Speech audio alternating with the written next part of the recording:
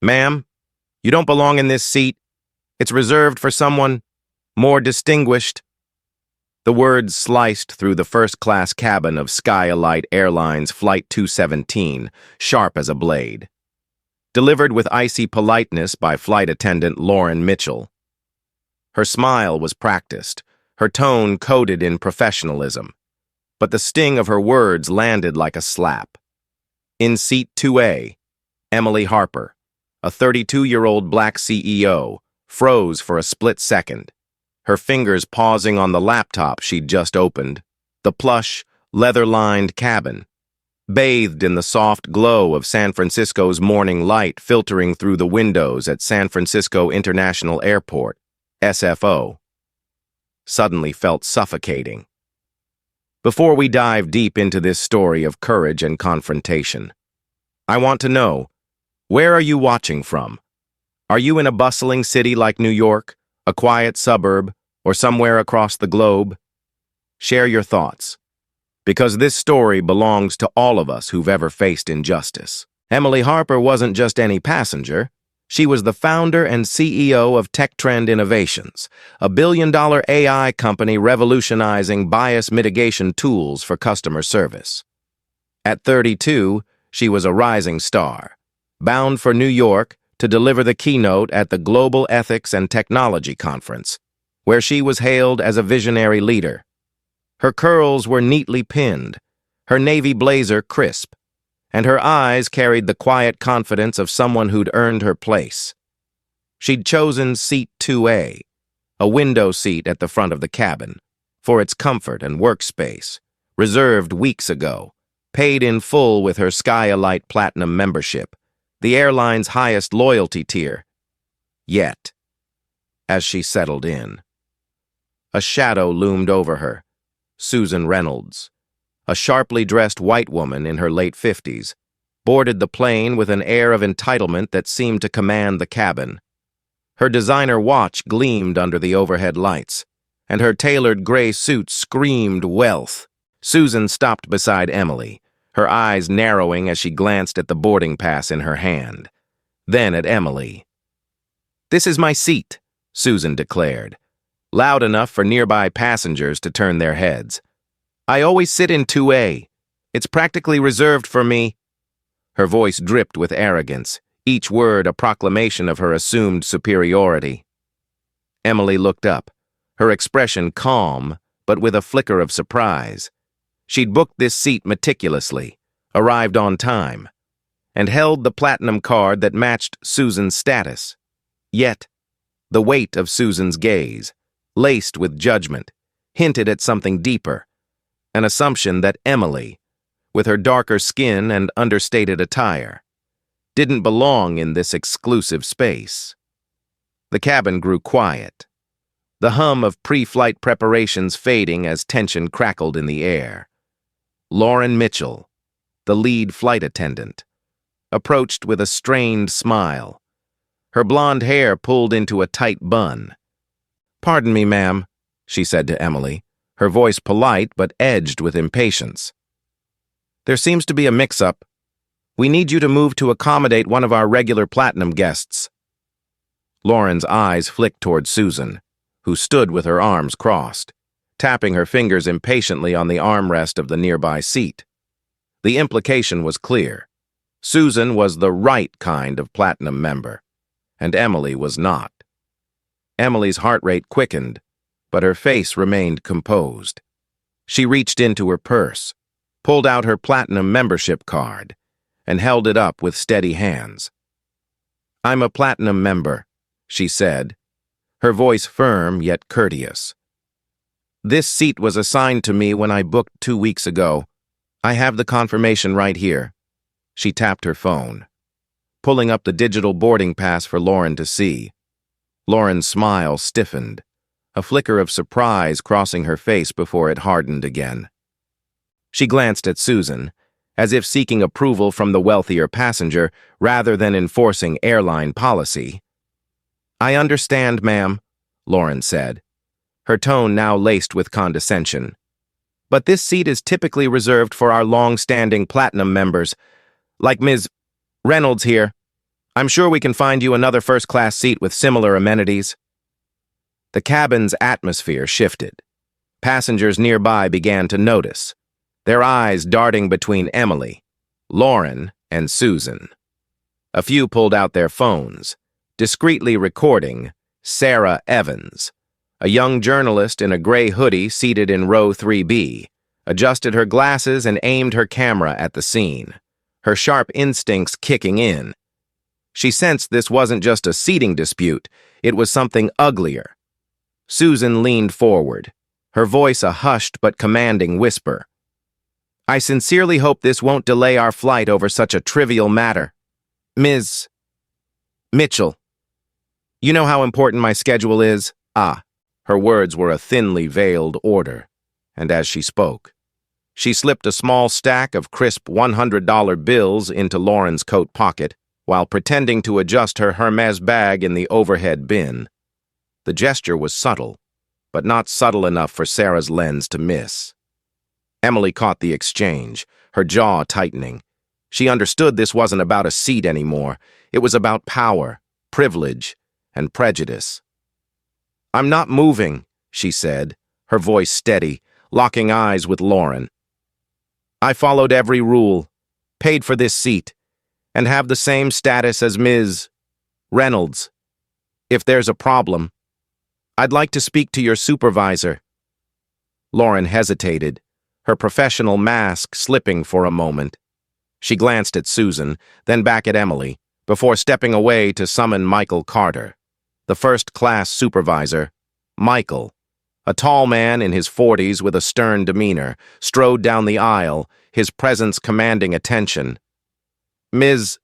Harper, he said, his voice low but firm. There's been a mistake with the seating.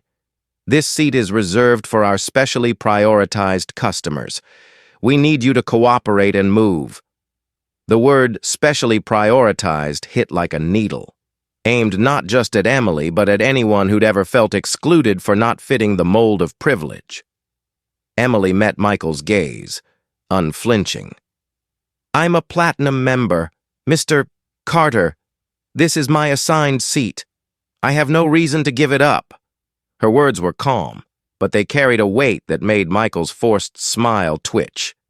Behind him, Susan smirked, her eyes gleaming with triumph, as if she'd already won. Lauren shifted uneasily, her hands trembling slightly, caught between her training and the bribe in her pocket. Passengers whispered, some exchanging looks of indignation. Sarah's camera stayed steady, capturing every word, every glance. A middle-aged man in row 4A muttered to his neighbor. She showed her card. This is outrageous. Michael leaned closer to Emily, lowering his voice to a threatening whisper. Don't make this difficult. Ms. Harper, we can make your flight very unpleasant if you don't comply. His words were a stark reminder of the power he believed he held at 3,000 feet. But Emily didn't flinch. She sat taller, her gaze fixed on the window, gripping her boarding pass like a shield. The cabin felt like a powder keg, waiting for a spark, unbeknownst to Michael, Lauren, or Susan. They were standing on the edge of a crisis that would shake Escalation Airlines to its core.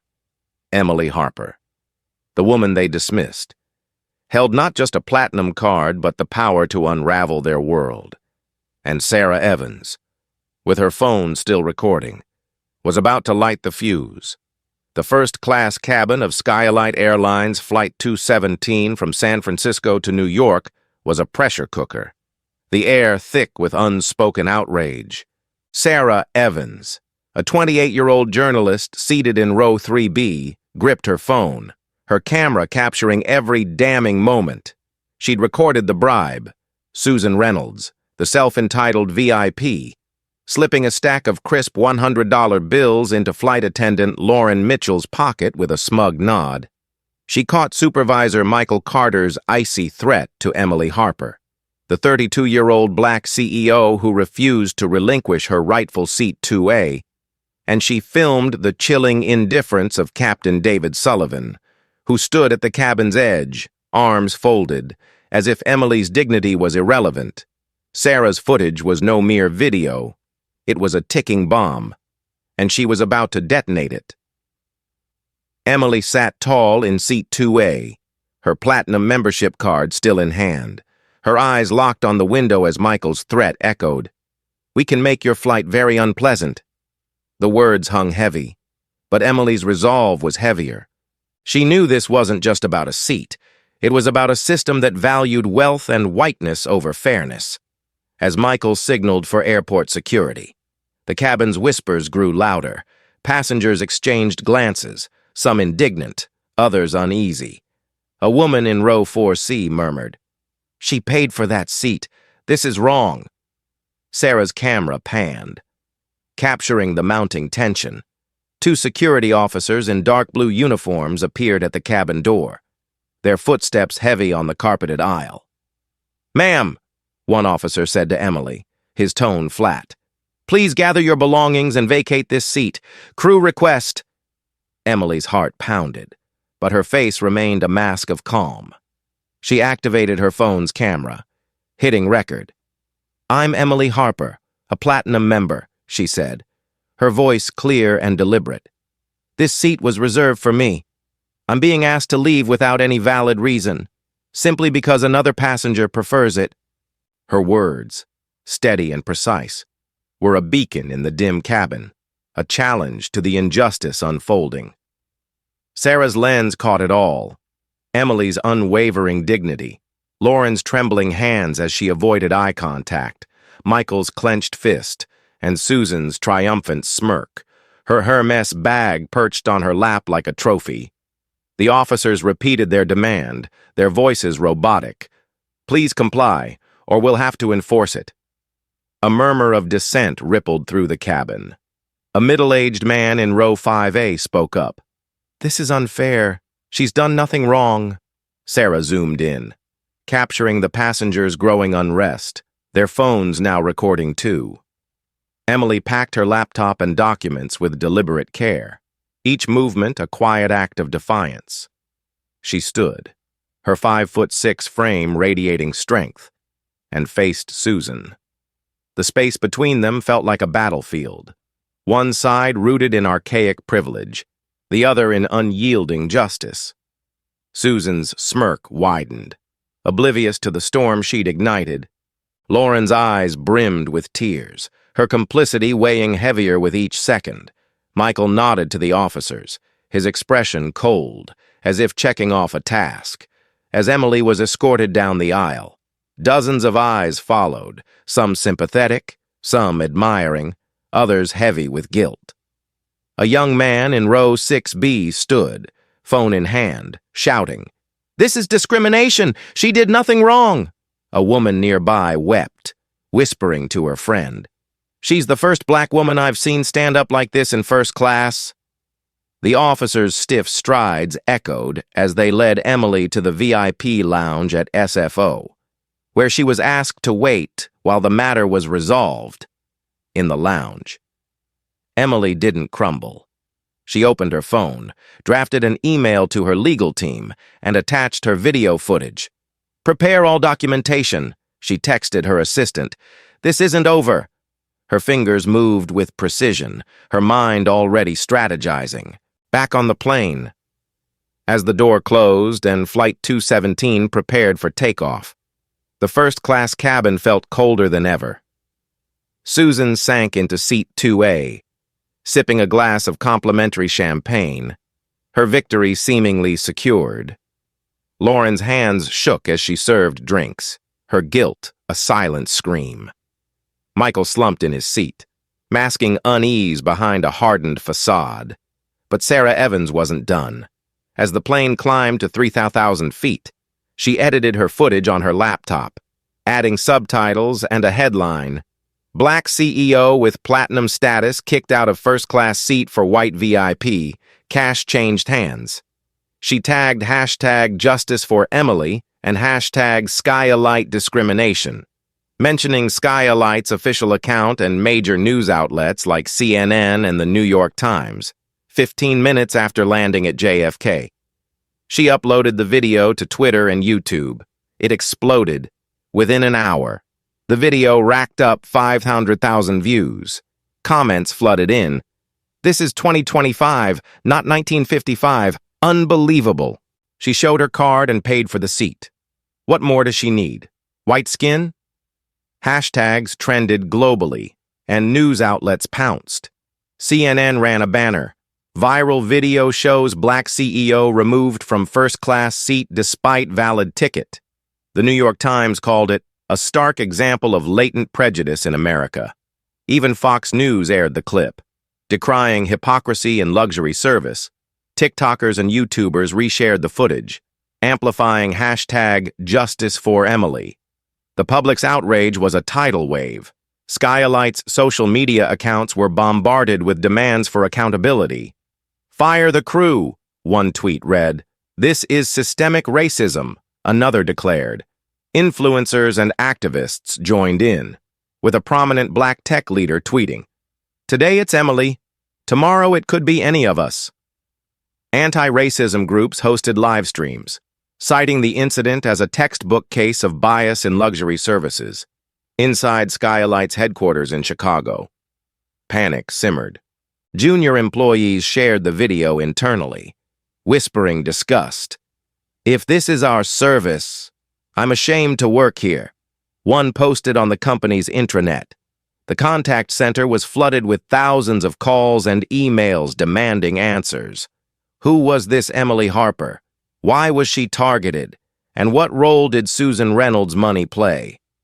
Unbeknownst to the airline, Emily wasn't just a passenger.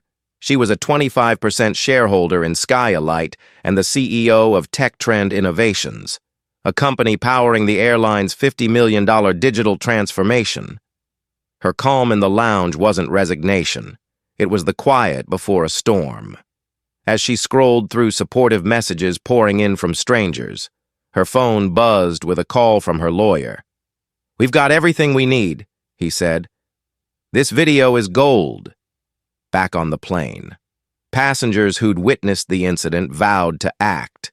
Some uploaded their own videos, others drafted complaints.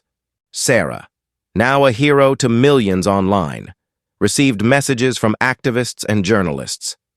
"You've started something big," one read. The cabin, once a bastion of privilege, had become a stage for truth. Emily's removal wasn't just a personal injustice. It was a spark igniting a movement. And as Skylight's executives scrambled in Chicago, they had no idea the fire was about to consume their carefully curated empire. The glittering Chicago headquarters of Skylight Airlines buzzed with panic, a stark contrast to the polished calm it usually projected.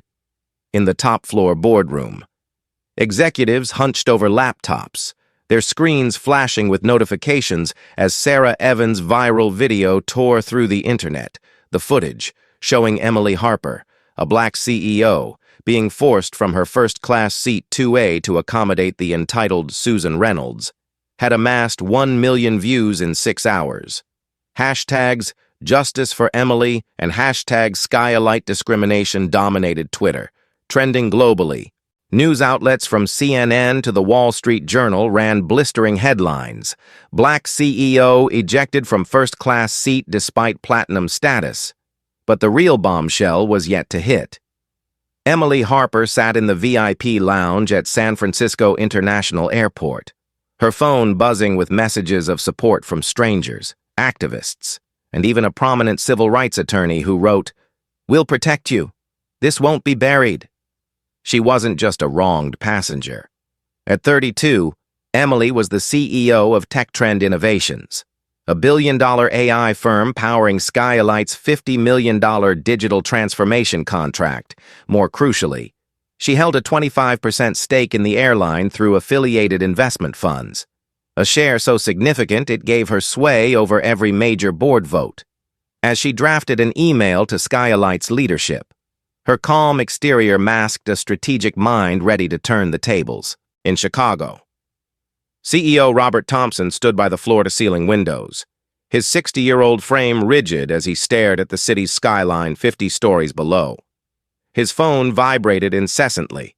Calls from investors, partners, and media outlets demanding answers. The video had exposed not just a seating dispute, but a brazen act of discrimination. Susan slipping cash to flight attendant Lauren Mitchell, Supervisor Michael Carter's threatening tone, and Captain David Sullivan's indifferent silence. Robert's throat tightened as his Vice President of External Affairs called, her voice urgent. "Mr. Thompson, we have a problem.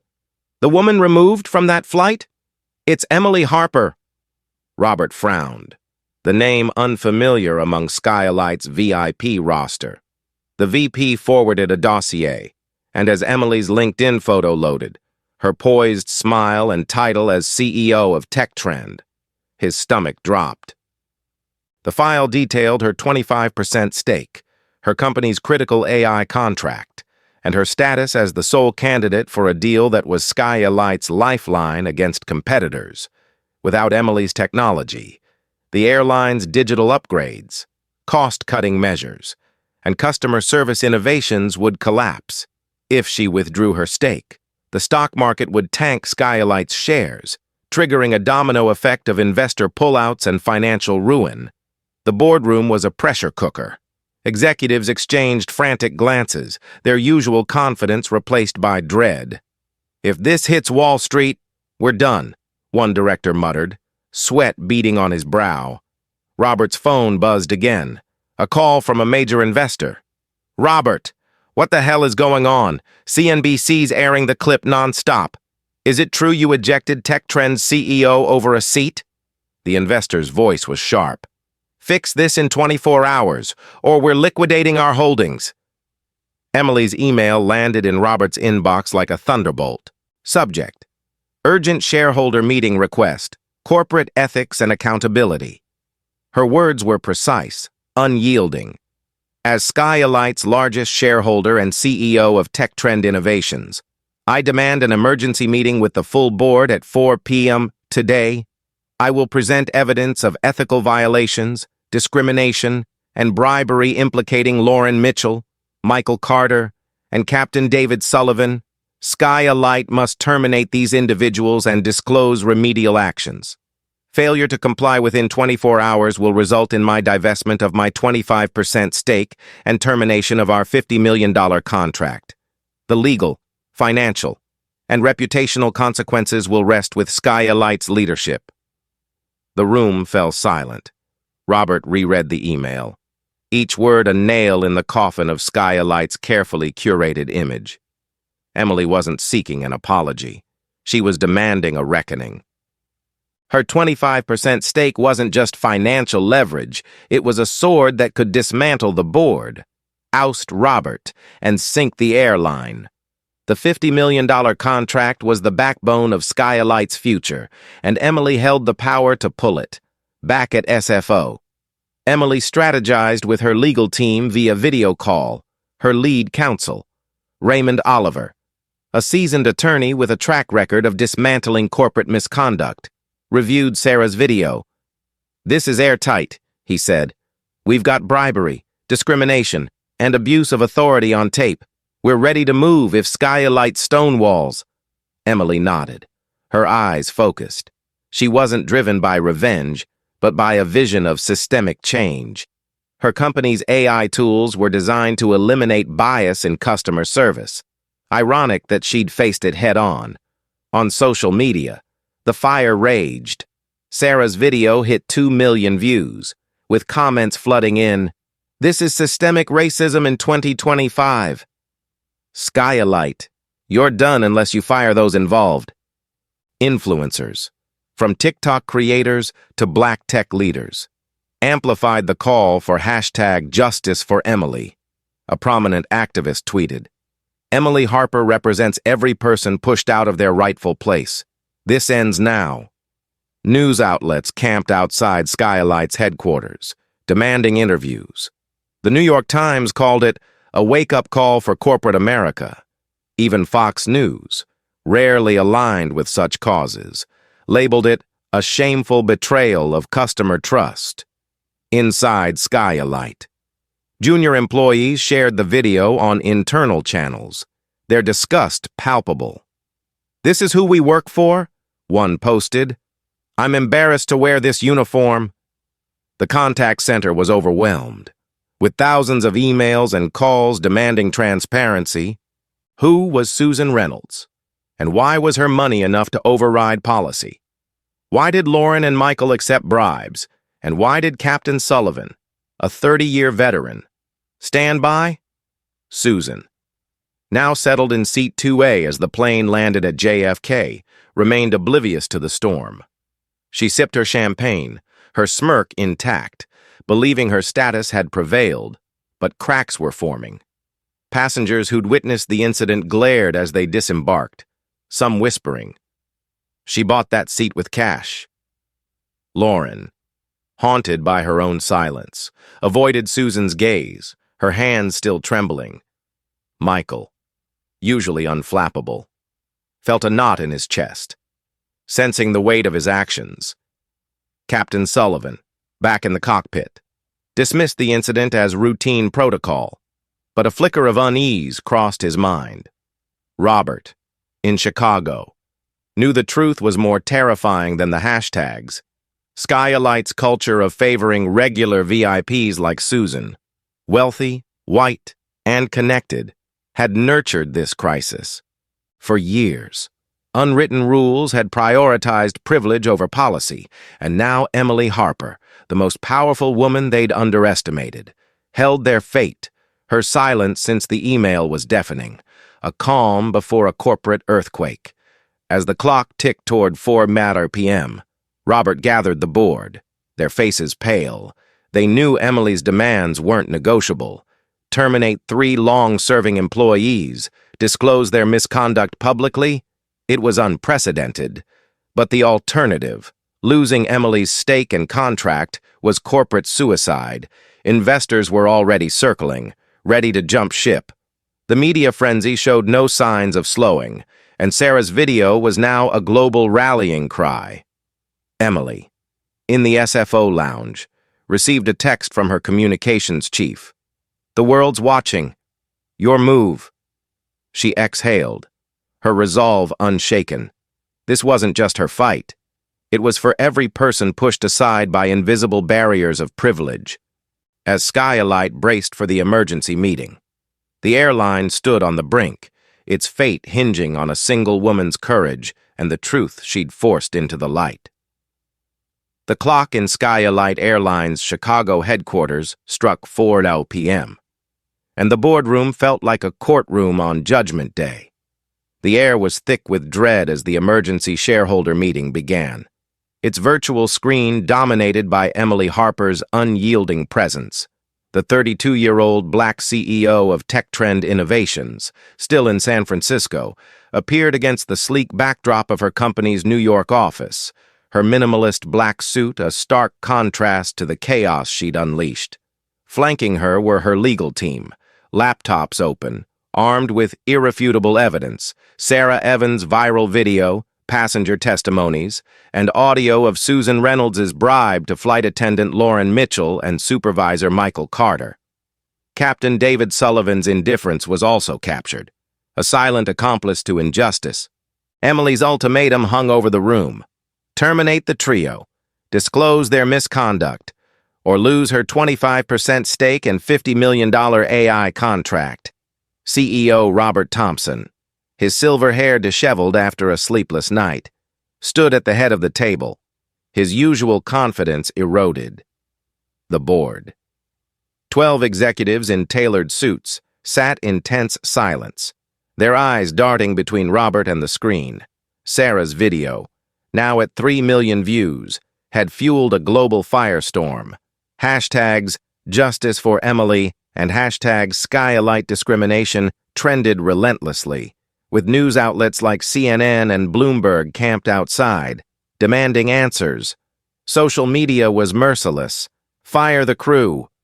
Skylight's racism is exposed. The pressure wasn't just external. Junior employees flooded internal channels with outrage. One writing, "If this is our culture, I'm out," Emily began, her voice calm but piercing. On Flight 217 from San Francisco to New York, I was removed from my rightfully reserved seat 2A, despite my platinum status, because a wealthier, white passenger demanded it. She clicked to a slide showing Sarah's video, Susan slipping $100 bills to Lauren, Michael's threatening whisper. "We can make your flight very unpleasant," and David's folded arms as security escorted Emily out. "This isn't just a seating error," Emily continued. "It's discrimination, bribery, and abuse of authority, enabled by a system that prioritizes privilege over fairness." Each word landed like a gavel, and the boardroom grew quieter. Robert swallowed hard, his hands gripping the table. He'd drafted apologies, offered Emily dividends, even a board seat. But her gaze, steady, principled, allowed no compromise. She presented passenger testimonies, a woman in row 4C who called the incident blatant racism, a man in 5A who said, "She showed her card, and they still humiliated her." The video's audio captured Susan's smug declaration, "This seat is mine," and Lauren's complicit silence. Emily's final slide listed her demands: immediate termination of Lauren, Michael, and David, public disclosure of their misconduct, and systemic reforms to Skylight's culture. The boardroom erupted in murmurs. A director protested, "Lauren's been with us 10 years. David's a 30-year veteran." But Sarah's footage, Susan's bribe, Michael's threat, David's inaction, left no room for defense. Emily's voice cut through. "This isn't about individuals. It's about a culture that's been rotten for years. If Skylight can't act, I'll divest my 25% stake and cancel our $50 million contract." The threat was a death knell. Her stake could topple the board. Her contract was Skylight's lifeline. Investors were already calling, threatening to pull out if the crisis wasn't contained. Robert raised his hand, his voice strained. "Ms. Harper, we take full responsibility and offer our deepest apology. But terminating 3 long-serving employees, can we consider alternatives?" Emily's response was swift, unyielding. "Accountability isn't negotiable. A company that shields violators has no future." A progressive shareholder nodded, adding, "If Emily walks, I'm out too." The room froze, the reality sinking in. Skylight's survival hinged on Emily's demands. After a tense vote, the board relented. By 5:30 p.m., Skylight's website and social media posted a statement. "Lauren Mitchell, Michael Carter, and Captain David Sullivan have been terminated for professional misconduct, including discrimination and ethical violations, damaging Skylight's reputation. We commit to a full investigation and comprehensive reforms." The announcement hit like a shockwave. News outlets ran breaking news. Skylight fires crew in discrimination scandal. Twitter erupted with hashtag Justice for Emily posts.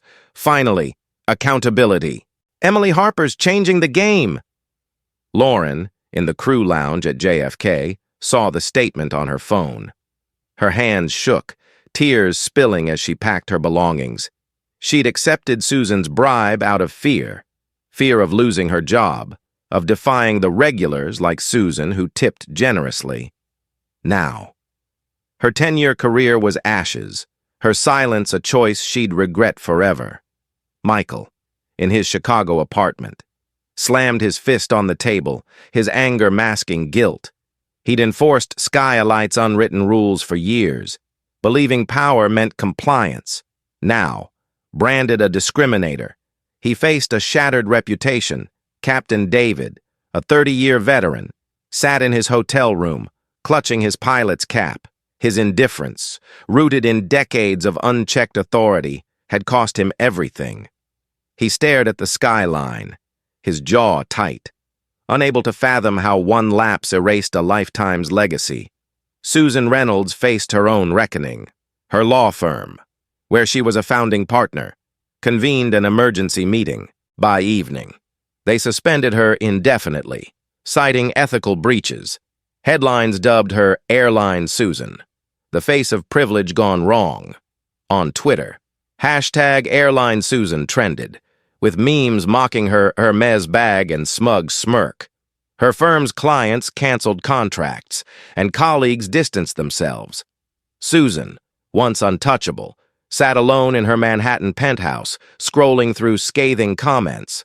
Her world crumbling. Emily, still in San Francisco, watched the news unfold on her phone. She felt no triumph, only resolve. Her fight wasn't for vengeance, but for a system where no one's pushed aside for their skin or status. Her legal team prepared contingencies. If Escalation resisted reforms, she'd release more evidence to the media and file a federal class action suit. Her assistant texted, "The world's behind you, Emily." "What's next?" she replied. "We rebuild, fairly." Passengers from Flight 217 amplified the story. The man in 5A posted his own video, captioned, "I saw racism in real time." The woman in 4C wrote a blog. "Emily Harper stood for all of us." Sarah Evans, now a viral hero, received interview requests from CNN and NBC. Her footage had sparked a movement, and she vowed to keep pushing. "This isn't just Emily's story," she tweeted. "It's everyone's who's been silenced." In Chicago, Robert Thompson faced the board, his face haggard. "We've fired them," he said, "but this isn't over. Emily's right. Our culture's broken." The board nodded, some reluctantly. Knowing reforms were inevitable, Escalation's stock wobbled. But Emily's silence on divestment offered a sliver of hope. The airline stood at a crossroads. Embrace change or collapse under the weight of its own flaws. As the sun set over Chicago, Emily prepared for her keynote in New York, her resolve unshaken. The firings were a start, but she knew true justice meant dismantling the system that enabled Susan, Lauren, Michael, and David. The world watched, and Escalation's fate rested on its next move. For Emily, this was no longer about Seat 2A. It was about a future where every seat, in every cabin, belonged to those who earned it. The dust had barely settled from Escalation Airlines' seismic firings, but the storm was far from over. In Chicago, the airline's headquarters buzzed with a new kind of energy. Nervous, hopeful, transformative. Emily Harper, the 32-year-old black CEO of Tech Trend Innovations, had forced a reckoning, not just with her 25% stake and $50 million AI contract, but with her unyielding vision for change. After the terminations of flight attendant Lauren Mitchell, supervisor Michael Carter, and Captain David Sullivan, Escalation announced an unprecedented move, a 48-hour suspension of all flights to conduct mandatory anti-racism and unconscious bias training for every employee, from gate agents to executives. This wasn't a corporate checkbox. It was a revolution. And Emily was its architect. In a press conference streamed live from Chicago, Emily stood beside CEO Robert Thompson, her presence commanding yet serene. "We can't undo the past," she said, her voice steady. "But we can rebuild a system where respect isn't reserved for a privileged few." Robert, his face etched with fatigue, nodded. "Escalation failed Emily Harper and our values. We're committed to change, starting now." The announcement sent shockwaves through the industry. Flights were grounded, passengers rebooked, and refunds issued, costing millions.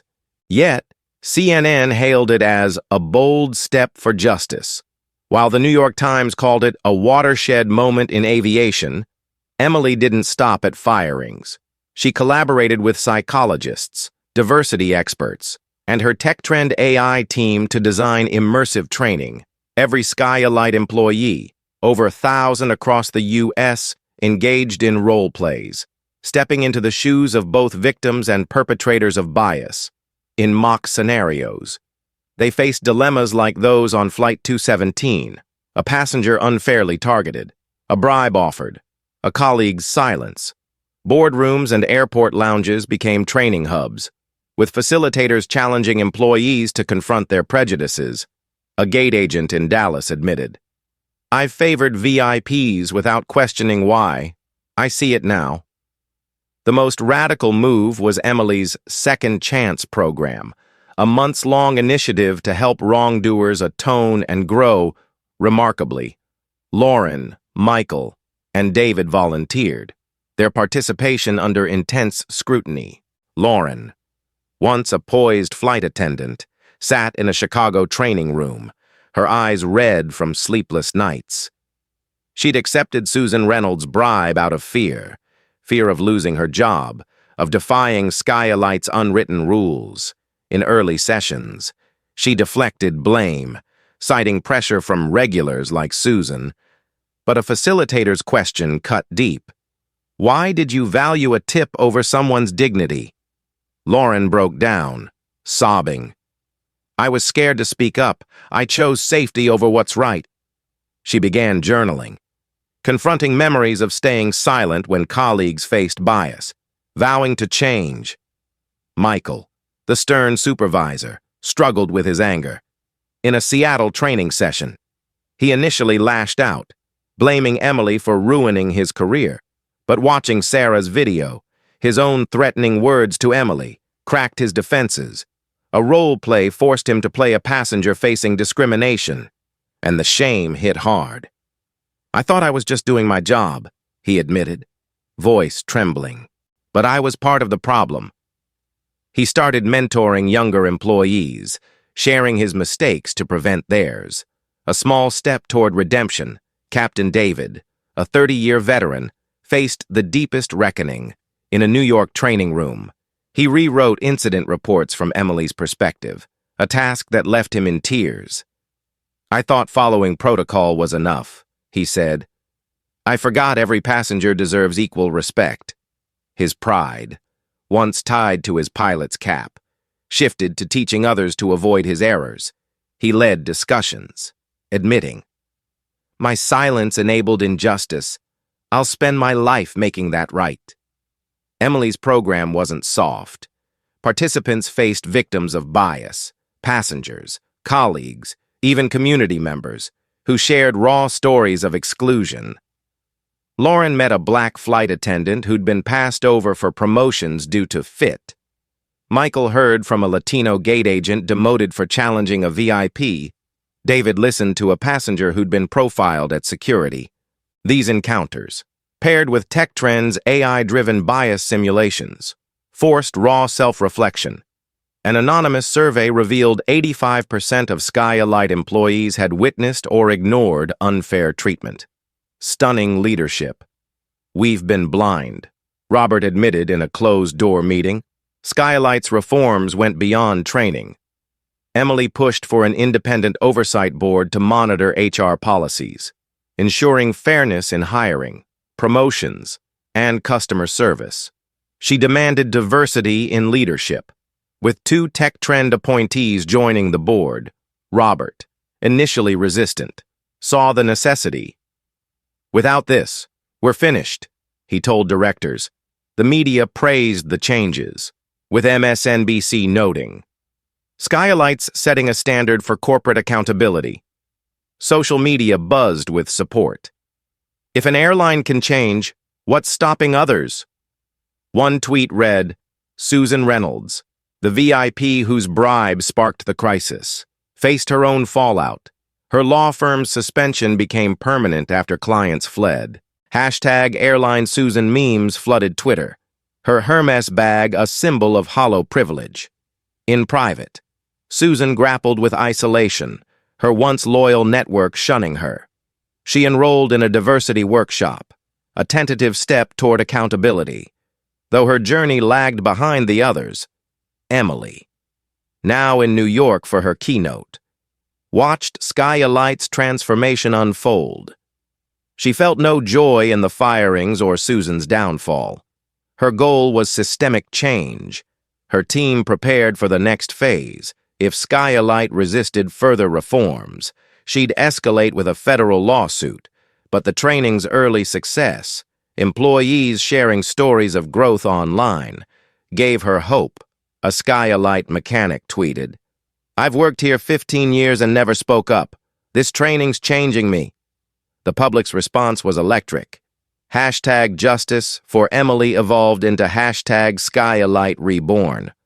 With passengers praising the airline's transparency, investors, initially wary, saw potential in a reformed Skyalite, stabilizing its stock. Emily's vision, justice through accountability, not punishment, began to take root. As training continued, employees like Lauren, Michael, and David emerged not as villains but as proof that change was possible. The airline, once a symbol of privilege, stood on the cusp of a new era, driven by a young black woman who refused to yield. 6 months after Emily Harper's stand on Skyalite Airlines Flight 217, the skies over America felt different. Skyalite, once a symbol of privilege and prejudice, had transformed into a beacon of fairness, its reputation rebuilt on the foundation of accountability and reform. The 48-hour flight suspension and anti-bias training, driven by Emily's vision, had reshaped the airline's culture.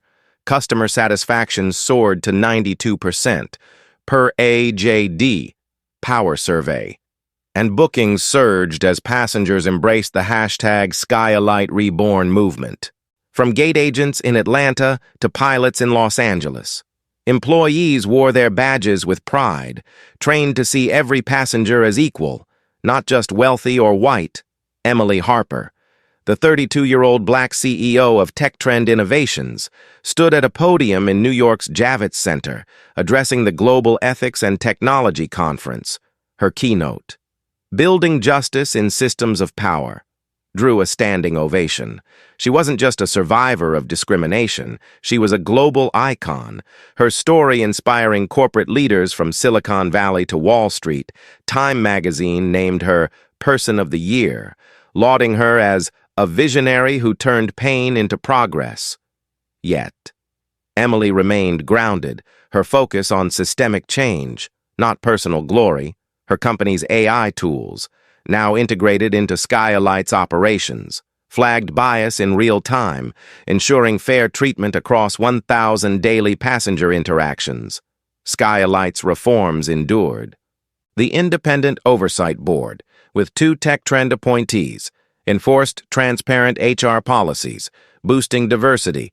30% of new hires were people of color, and 3 women of color joined senior leadership. CEO Robert Thompson, once resistant, became a vocal advocate. Speaking at industry summits about unlearning privilege, he credited Emily, saying, "She saved us from ourselves." The airline's stock, once teetering, climbed 15%, and investors hailed Skyalite as a model for corporate redemption. The Second Chance program, Emily's brainchild, bore remarkable fruit. Lauren Mitchell, the former flight attendant who'd accepted Susan Reynolds' bribe, found purpose as a trainer for new Skyalite hires. Her workshops, raw with honesty, shared her regret. "I silenced my conscience for $500. Never again." Employees listened, moved by her transformation. Michael Carter, the once stern supervisor, volunteered with the Chicago Youth Program, mentoring teens on standing up to injustice. "I was the bully," he admitted to a group of 15-year-olds. "Now, I'm here to lift you up." Captain David Sullivan, stripped of his wings, taught aviation ethics at a community college in Dallas. His classes, packed with aspiring pilots, emphasized, "Authority means nothing without integrity." Susan Reynolds, the VIP whose arrogance sparked the crisis, faced a slower journey. Her law firm's permanent dismissal and the hashtag Airline Susan backlash left her isolated. She enrolled in diversity training, driven less by remorse than necessity. By 2025's end, she volunteered at a legal aid clinic, helping low-income clients, her Hermes bag replaced by a canvas tote. Her progress was halting, but her colleagues noted a shift, a flicker of humility where entitlement once reigned. Sarah Evans, the journalist whose video ignited the movement, leveraged her platform for change. With a book deal and TED Talk, she championed citizen journalism, urging, "Your phone can expose truth." Her Twitter following grew to 5,000, amplifying stories of everyday injustice. She stayed in touch with Emily, calling her the sister I never had. The ripple effects reached beyond Skyalite. Airlines like Delta and United adopted bias training. Citing Emily's case, corporate America took note, with tech giants like Google integrating tech trends AI to audit customer service. The U.S. Department of Transportation launched a task force to investigate aviation discrimination, inviting Emily as a consultant.